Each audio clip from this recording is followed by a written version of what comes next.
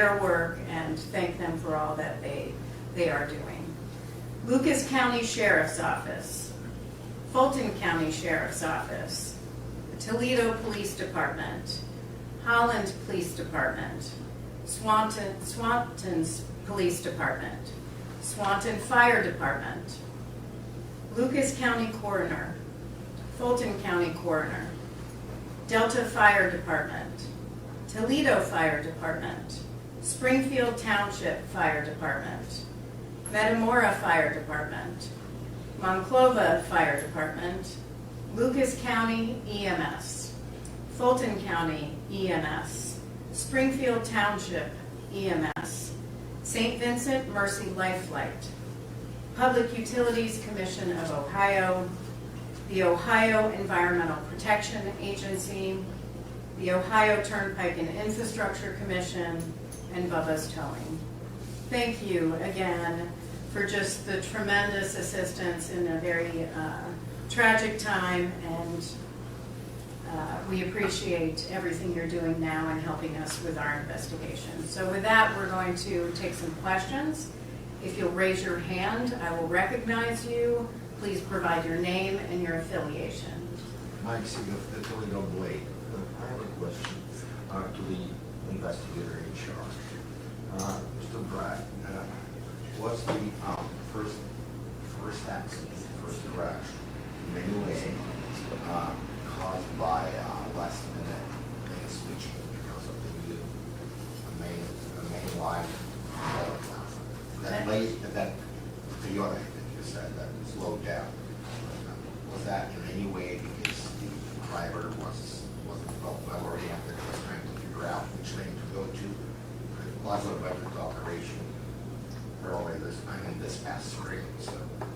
And sir, I'll answer the question. We still have a lot of information that we have to develop as part of this investigation. We still have witness interviews that we need to conduct. Our highway factors team is, and just to reiterate on the question was this a result of some confusion by the driver in the initial crash around the toll plaza? And we still have a lot of information to collect on that. We're looking at the damage to the vehicles, which will tell us some additional information. We have witness interviews that we have to conduct. We still have to meet with individuals that were in the vehicles or may have seen something. And then we're evaluating the vehicles themselves. So we still have work to do before we can even determine that. But thank you so much for your question. Yes. Brian Duggar, WTUL, and this is going to be a very similar question. I apologize for that. But last week we did an investigation on toll booth 49, and it's a brand new toll plaza. Everybody is telling us we're very confused. I was over there. I didn't want to miss the toll, but I didn't want to swerve across 3 lanes. So two-part question: was the Toyota hit in an area where it was attempting to exit? And again, I believe you just touched on this, but is there any reason to believe that that person was confused about whether they needed to exit?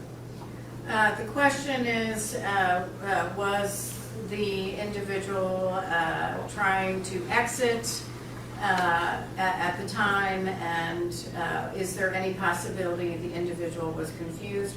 We don't speculate. We work with facts. We still have a lot to investigate here. I will tell you the NTSB has a lot of expertise related to investigations around toll facilities.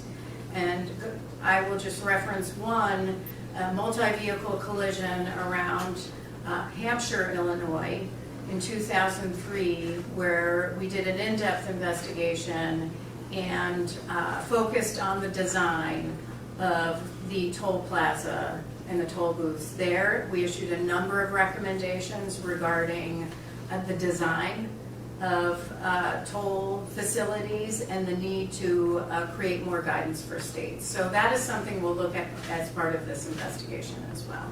Yes? Melissa Andrews, WTOL. There was an arrest already. It seems like just minutes after that third crash yesterday.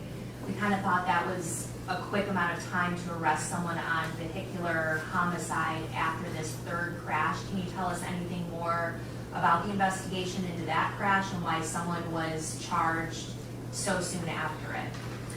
The question is, can we tell you more about the third crash in the westbound lanes after the initial crash occurred?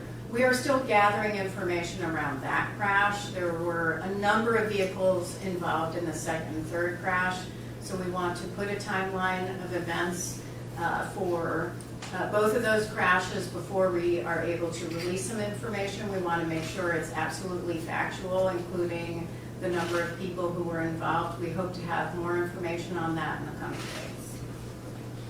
Yes? Another question.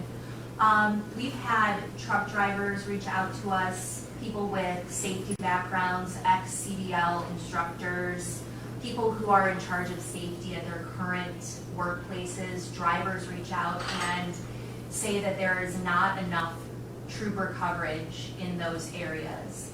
One person said that he had called actually to complain within the last few months about a lack of troopers and was told that they had 2 troopers covering 3 shifts over the weekend. Are any of your teams going to be looking at the staffing of the Ohio State Highway Patrol at any given time?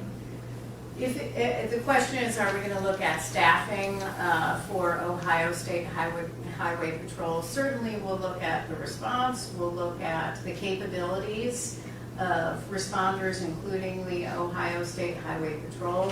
If we believe it is something we need additional information or that we find relevant to this investigation, we never hesitate to then look into that further and include that in our investigation.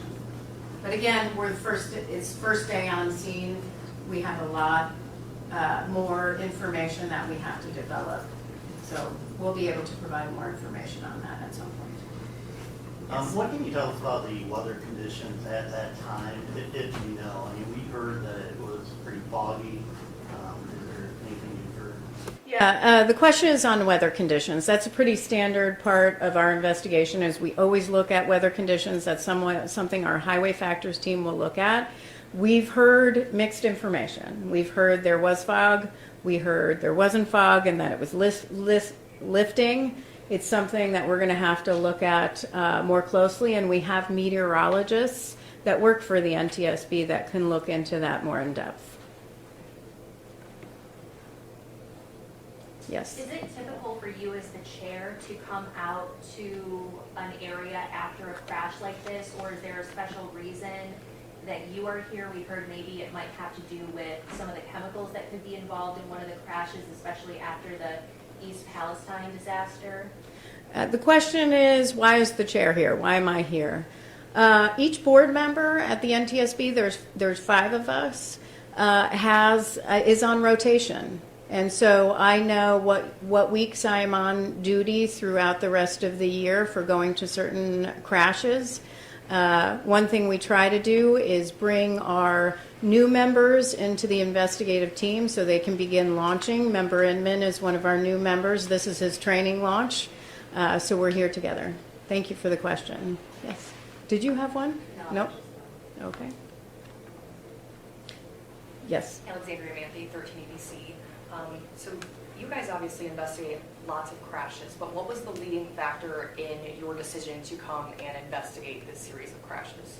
So the question is, what was the leading factor in why we're here?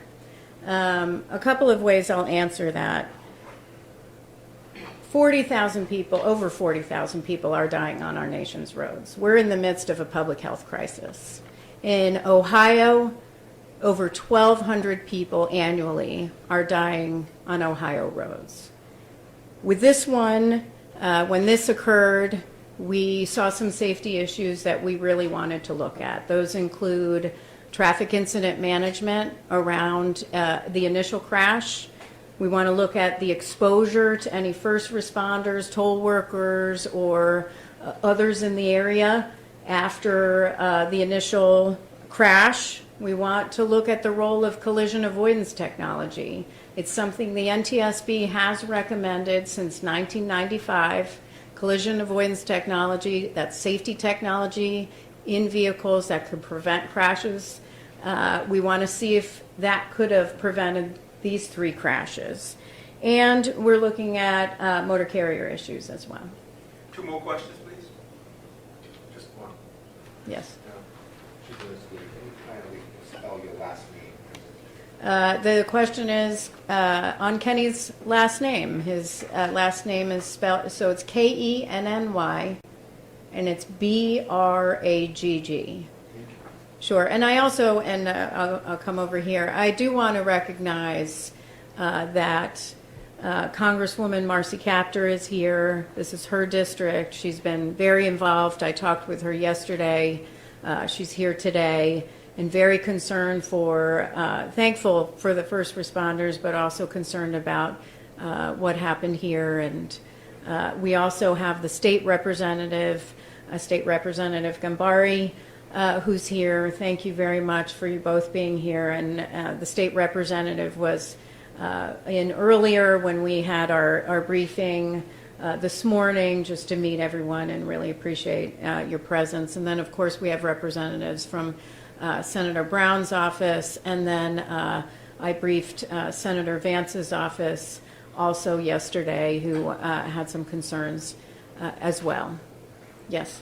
You mentioned one of the reasons that you're here is kind of looking at potential carrier issues. Are you talking about condition of carriers, the materials that they are transporting, the driving of the people who are transporting? The question is what we're looking at with respect or concerned about with the motor carriers. So our motor carrier issues are something we look at often. In this case, we're going to want to look at everything from the motor carrier's operations, what their training's like, their driver qualifications. We're going to want to look at any sort of medicine use among drivers. Their hours of operation, was the fatigue involved? This is all standard as part of our investigation, and that's something we're going to want to look at as part of this crash. And our motor carrier team, as I said, will at some point head out to Summit, Illinois to meet with that motor carrier operator. All right, well, with that, thank you very much for joining us, and for further updates, please monitor our social media or ntsb.gov, and thank you for attending.